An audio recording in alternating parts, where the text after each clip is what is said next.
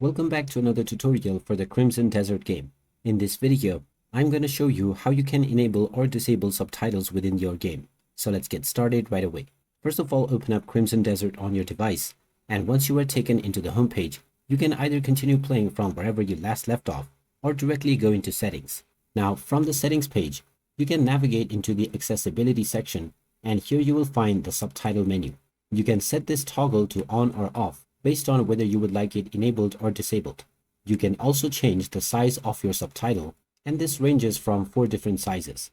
You can also choose the minimum font size, and if you increase this, the font size will become bigger.